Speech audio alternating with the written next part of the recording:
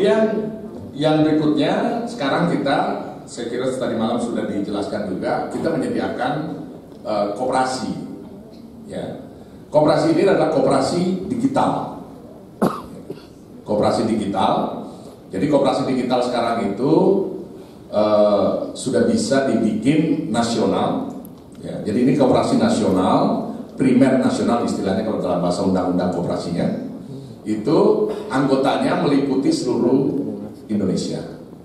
Ya, jadi ada koperasi primer kabupaten, ada koperasi primer provinsi, ada koperasi primer nasional. Nah, yang kita bikin ini nasional. Nah, sejarahnya sebetulnya dulu waktu saya masih di PFM belum ada, saya di Dirjen di Limjamsos, itu membawahi sejumlah pendamping PKH. Mereka mendesak supaya kita bikin koperasi setiap daerah, gitu. Dan memang sudah ada yang terbentuk. 2013 kita kerjasama MOU Menteri Sosial dan Menteri Koperasi untuk membuat koperasi. Tapi sampai 2016 terbentuk Kementerian Direktorat Jenderal ini, itu hampir tidak ada koperasi yang terbentuk. Kenapa? Karena ternyata lebih sulit. Ya. Jadi maunya itu tadinya idenya 2-3 kube yang saudara bimbing itu dibentuk satu koperasi di desa.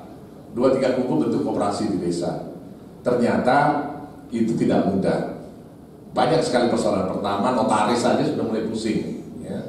Notaris bayarnya itu 700-800 ribu. Itu sudah satu persoalan yang memusingkan. Kemudian izin-izin koperasinya itu juga kadang tidak keluar. Nah, kemudian kami rapat kembali 2016 dengan Menteri Koperasi. Menteri Koperasi bilang bahwa sebetulnya kita butuh koperasi tidak perlu banyak. Buat apa koperasi banyak sekali ratusan ribu di lapangan tapi nggak berdaya. Akhirnya dia bilang bikin saja koperasi satu, tetapi itu sangat kuat dan besar. Inilah idenya, dan itu memungkinkan sekarang karena ada teknologi. Kalau dulu memang sulit. Ini juga ide ini sebetulnya dulu pernah ada gitu loh, tapi akhirnya dimanfaatkan yang tidak. Cuma membentuk organisasi koperasi nasional primer, lalu nyari-nyari ke pemerintah supaya dapat izin impor. Kemudian masalah gitu. Saya kira kita sudah tahu semua lah di media bagaimana persoalan-persoalan yang lalu itu. Nah, sekarang ini kita bikin benar-benar koperasi yang sudah digital. Digital artinya semuanya sistem IT. Makanya ada platformnya. Saya kira teman-teman di sini juga sudah ada. Nah, ini memang diinisiasi oleh kita untuk terbentuk. Tetapi kepengurusannya itu ada di masing-masing daerah. Ya. Jadi yang terlibat di situ, saudara tahu sebagai pendamping, itu kalau mau kontak di lapangan, itu korteksnya itu sebagai pengelola di lapangan kabupaten kota. Kemudian korkap atau korkop PKH itu yang kita minta menjadi sebagai menjadi sebagai pengurus di lapangan kabupaten kota. Jadi ada kepengurusan berjenjang, lalu di pusat juga ada kepengurusannya. Nah, arah dari koperasi ini adalah membuat digital dan mendukung program non tunai. Ya. Jadi sekarang itu pemerintah masih pusing dengan inklusi keuangan. Inklusi keuangan Indonesia tahun 2014 itu baru sekitar 40%, paling rendah di Asia. Artinya orang yang mengenal bank itu sangat sedikit. Nah, kemudian dimintalah bagaimana supaya bansos itu dimenjadikan program non tunai. Itulah idenya kenapa Pak Presiden minta supaya semua bansos yang kita bagikan itu dibikin non tunai. Artinya mereka masuk ke bank dan dia harus ngambilnya ke bank. Nah, itu dalam rangka inklusi keuangan. Ya. Itu salah satu positifnya. Tetapi sebetulnya positifnya banyak sekali. Pertama adalah transparansi, pencatatan, semuanya tercatat, gitu loh. Jadi kalau ada masalah-masalah misalnya semuanya sudah ada di situ. Kemudian transparansi tadi, lalu keterbukaan itu juga clear, lalu mudah dimonitor pasti karena semuanya bisa kita minta catatannya, sehingga sangat mudah dimonitor. Nah, ini yang sebetulnya yang memang diinginkan oleh perubahan sistem dari sistem manual menjadi non tunai. Jadi makanya sekarang kita dorong. Nah itulah makanya saya minta sama Pak Direktur bahwa ini kita dicoba mulai dari sekarang sampai ke depan nanti bahwa langsam teman-teman yang ada itu dimasukkan melalui non tunai itu. Jadi ada kemarin saya nggak tahu tadi kemarin BPK udah cerita ke saya ada beberapa macam lamsam. Saya bilang ambil salah satu lamsam itu dimasukkan supaya teman-teman mau belajar gitu loh, ya mau belajar. Karena apa? Karena teman-teman semua ini bertanggung jawab untuk mengajari masyarakat gitu loh. Sebagai penerima KUBE itu harusnya dia ikut berkoperasi, kemudian transaksinya dia bisa melalui platform itu. Karena di platform itu banyak yang dia bisa inginkan ada di situ. Ya. Jadi ada misalnya mau bayar listrik, mau pulsa itu PPOB. Kemudian kalau mau minjem itu juga ada formnya sudah di situ tinggal ngisi. Kalau mau minjem pembiayaan, penambahan modal misalnya. Kemudian bahkan sampai program bansos mereka mau belanja yang nantinya bansos atau non bansos itu juga sudah ada di situ. Jadi mereka tinggal mengorder di situ bahwa mau beli apa, lalu milih apakah dianterin atau dia ngambil sendiri ke warung. Semuanya sudah lengkap dibuatkan di situ. Ini platform yang saya kira luar biasa ya, karena Pak Menteri selalu menekankan bahwa kita harus selalu membuat inovasi, jangan sampai ketinggalan, ya, jangan ketinggalan teknologi. Jadi sebetulnya hal ini sudah kita didekati oleh yang banyak sekarang ya, ada Gojek, ada GoPay, ada macam-macam, ada OVO dan seterusnya. Dia mendekati kita untuk itu, tapi enggak, saya bilang kita bikin sendiri bisa kok, gitu. Ya, karena kita memang ingin buat itu dari kita untuk kita, makanya kita bikin ini itu close, umum nggak bisa masuk. Jadi hanya orang-orang yang ada dalam BDT ditambah dengan orang-orang yang punya kepentingan dalam pemberdayaan masyarakat, yaitu kita semuanya. Jadi hanya itu yang bisa masuk. Dan saudara kalau mau masuk jadi anggota di situ program, itu harus mendaftar dulu nicknya, ada form yang tersendiri, daftar dulu nicknya, baru bisa masuk. Jadi nggak bisa sembarang orang mendaftar di situ. Itulah makanya kita sebut bahwa kita punya sistem close. Insya Allah bulan depan akan di launching. Ini sudah di launching kita di Nunukan kemarin. Untuk menjadi anggota, transfer dan seterusnya. Kemudian insya Allah tanggal 12 nanti Pak Menteri lagi akan launching lagi feature-feature yang tambahan yang lainnya. Dan mudah-mudahan di akhir April itu kita yang pertama menggunakan face recognition. Jadi mohon maaf ya, mungkin saudara sering dengar di kalangan PKH atau penerima bansos itu, di mana kartu itu dipegang oleh pendampingnya, sehingga dialah yang menggesek, karena dia si penerima si KPM juga nggak mau susah gitu loh, daripada nginget-nginget PIN terus kartunya juga nanti ketelinsut kemana, ya sudahlah kamu aja megang gitu loh. Ya, alhamdulillah jujur-jujur gitu loh, walaupun ada juga yang jadi masalah gitu ya, gitu. Jadi, tapi beberapa polisi sudah menyelesaikan gitu loh. Nah itu tergiur soalnya kan megang kartu 100-200 kartu dia pegang gitu, lalu dia berkuasa untuk menggesek, kan tergiur ini gitu loh, karena cukup besar uangnya kan kalau sudah banyak ini. Yang hitung-hitung ya 50.000 aja satu gitu dipotong kan lumayan gitu. Nah ini yang hal-hal yang artinya sistem ini harus kita perbaiki.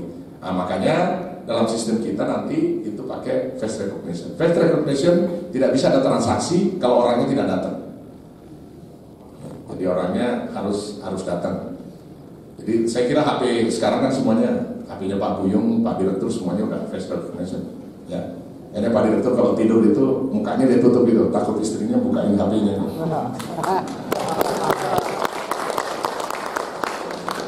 Jadi bapak-bapak sekarang kalau tidur kalau tutup pantal, nggak ternyata takut dibuka HP-nya gitu. Karena semuanya face recognition sekarang, saya gampang sekali sistem. Ini kita kembangkan. Jadi karena luar biasa nih, menteri kita nih tidak bisa ditantang. Waktu saya bilang, Pak, saya lapor, face recognition ini belum ada yang pakai, Pak. Dan kelihatannya teknologinya masih baru dan mungkin masih sulit. Jawabannya beliau bukan menyerah. Jawabannya beliau adalah, justru kalau belum ada yang pakai, kita yang pakai pertama itu namanya inovasi. Luar biasa.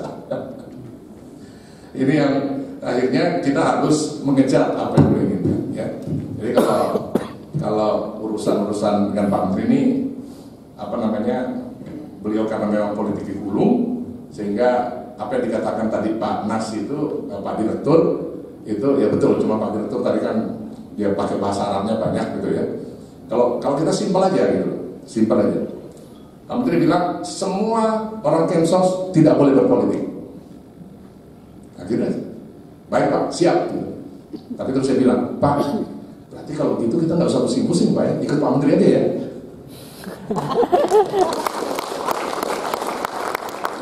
Ini nggak nangkep mungkin kan nangkep sih. Jadi begitulah yang kita lakukan sekarang, bahwa betul-betul. Nah, ada satu sebetulnya, tapi saya di PFM saya nggak perlu. Di pemberdayaan pilar-pilar sosial itu ada deklarasi anti hoak.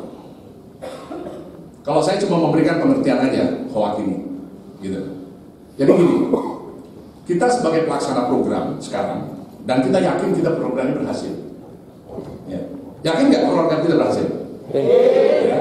Dengan angka statistik, bukan kita yang bikin, ya. Statistik siapa lagi yang tidak percaya statistik? Kalau nggak percaya statistik ya sudah, siapa lagi yang mau dipercaya? Gitu ya. Angka turun, kesejahteraan meningkat, gitu. Gini rasio turun. Kenapa gini rasio turun? Karena yang atas itu pajaknya diperbaiki, sehingga jangan tambah kaya dia. Artinya pajak tidak bayar berarti dia tambah kaya yang tidak benar. Pajaknya diperbaiki, yang bawah dikasih bansos, akhirnya dia mengecil. Kalau yang dulu banyak pajak yang ngemplang sehingga makin banyak orang kaya, yang bawah tidak bansosnya tidak pas. Itulah membuat dia renggang. Itu sebetulnya kuncinya kenapa berbeda. Gitu loh. Faktanya begitu. Nah, sekarang kita tidak perlu membuat deklarasi anti hoak. Tapi kita harus mengerti aja bahwa kalau ada negatif-negatif tentang apa yang kita terkerjakan, misalnya kemiskinan nggak dipercaya, itu bohong, dan seterusnya, dengan bahasa-bahasa tentunya mereka jagolah ya, banyak sekali yang bermunculan di media. Itu yang kita harus protect, itu yang harus kita bilang ke masyarakat, buat tidak, bukan membela siapa-siapa, membela diri kita sendiri. Lah kalau mereka percaya semua berarti tidak berhasil, berarti kita apa gunanya? Kita udah siap malam kerja seperti ini, terus gunanya apa? Kalau semua orang percaya bahwa kita tidak berhasil, gitu. Jadi artinya kita tidak membela siapa, tidak membela calon presiden, bukan membela itu, tapi saya membela pekerjaan saya, bahwa apa yang saya kerjakan sudah benar. Ya kalau urusannya yang lain lagi, wah itu kita nggak tahu. Tapi kalau urusan kemiskinan itu jangan coba-coba. Saya tahu persis apa yang saya kerjakan, berapa jumlah uang yang saya bagikan ke masyarakat. Berapa banyak orang yang berhasil sudah, yang tadinya mereka tidak punya penghasilan sama sekali, ya, ternyata setelah dia pelihara, dia punya kambing dan seterusnya, ternyata dia bisa punya penghasilan. Nah itu keberhasilan kita. Apa itu yang mau dihokkan gitu. Nah, itu yang saya minta supaya, jadi saya bilang sama Pak Menteri, PFN sih nggak perlu Pak kita ini, tapi saya memberikan pengertian kepada teman-teman bahwa kita harus bagaimana memprotek pengertian hoax gitu. Kalau urusan kemiskinan ini, ya, waktu ribut-ribut dulu di TV juga saya kan ada judul bagus itu, jangan ngomong kemiskinan kalau miskin datang. Jadi banyak orang ngomong kemiskinan tapi asal gitu, asal saja ngomong. Ya. Contoh ngomong bahwa kita ini kan cuma $1 gitu standarnya, kalau di luar negeri $2 gitu kan ini. Itu bukan maksudnya dolar sesuai standar BI, hitung-hitungannya nggak begitu. Itu purchasing parity, kemampuan daya beli, dan itu distandarkan di seluruh dunia supaya mudah menghitungnya. Karena kan Bank Dunia itu menghitungnya kan per dunia dia, berapa kemiskinan dunia. Nah, berapa kemiskinan dunia itu kan dia harus membuat dolar ini jadi satu standar dulu gitu loh. Itu purchasing parity namanya. Jadi bukan $2 berarti kalau sekarang 14.000 berarti 24.000 standarnya. Terus Indonesia cuma pakai 14.000, sehingga kalau dijadikan 28.000 berarti kemiskinan 2 kali lipat. Bukan itu maksudnya. Ini loh yang, dan ini yang menjelaskan bukan saya, ini menjelaskan ini Ketua BPS. Kan ini kalau kita nggak benar-benar memperhatikan, kita orang berpendidikan kok, kita harusnya tahu. Jadi jangan mau dibohongin urusan-urusan itu.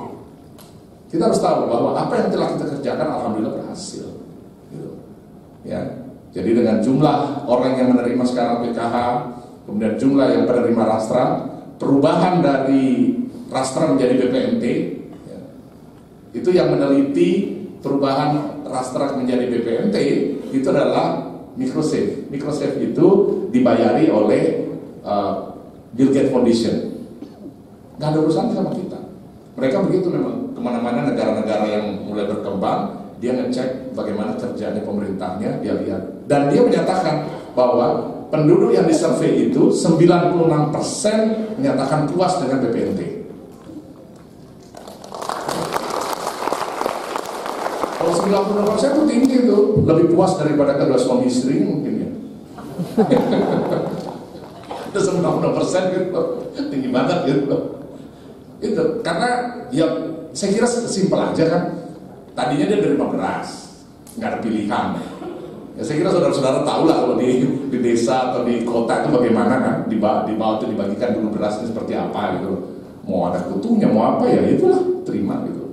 Dan jumlahnya nggak pas, ya nggak masalah, kita harus terima.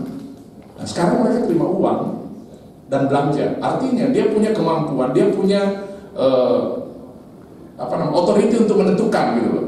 Dia mau beli apa? Mau beli telur, mau beli, itu yang membuat mereka puas sebetulnya.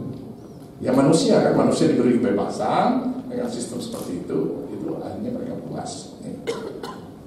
Jadi ini teman-teman KPM semua didorong supaya mereka mengenal bank, dan alhamdulillah saya kira dengan sistem kartu sekarang itu teman-teman di mungkin 60% lah paling tidak penerima bantuan itu sudah mulai makin mengenal yang namanya teknologi IT gesek kartu itu gitu. Ini jangan sampai teman-teman pendamping kalah gitu ya. Jadi harus mengikuti juga teknologi. Ya itu minimal tadi mengerti bagaimana teknologi sekarang yang namanya payment gateway, bagaimana sekarang yang namanya e-money. Karena kedepannya memang pemerintah ingin menghilangkan bahwa tidak ada lagi yang namanya cash. Negara Skandinavia itu mencita-citakan tahun 2021 sudah tidak ada uang kertas. Kalau kita ke Cina, sudah 60% orang menggunakan HP untuk belanja. Tidak ada lagi yang namanya pakai kertas dikeluarin gitu. Uang kertas ini, uang ini nih, persoalannya banyak sekali. Ya, persoalannya membawa, coba satu masalah sendiri, mengedarkan satu masalah sendiri, mencetak apalagi. Uang 2000 itu lebih mahal ongkos cetaknya daripada nilainya sendiri. Aneh kan, kita bikin uang 2000 tapi lebih mahal. Bahkan uang 10.000 itu mungkin juga lebih mahal masih ongkos nyetaknya daripada nilainya sendiri itu. Coba. Hal-hal yang seperti ini kan yang membuat sangat boros kan sebetulnya. Jadi harus selalu mencetak uang. Dan itu berapa persen yang hancur, yang mama kecil itu harus dicetak ulang. Mana lagi uang palsu, yang lebih parah lagi gitu. Oh. Jadi ini memang yang diarahkan bahwa kita semuanya udah pakai sistem uang, semuanya e-money. Jadi itu yang saya ini bahwa kemarin udah pakai nyoba belum yang ininya, yang apa? Yang KCMS-nya, platformnya. Siapa yang sudah download? Siapa yang sudah terima lamsamnya di HP-nya? Belum ada yang tahu. Nah ini aneh kan? Belum ada yang tahu, tapi panitia bilang dia sudah masukkan ke tempat Anda. Berarti Anda belum ngecek saldonya.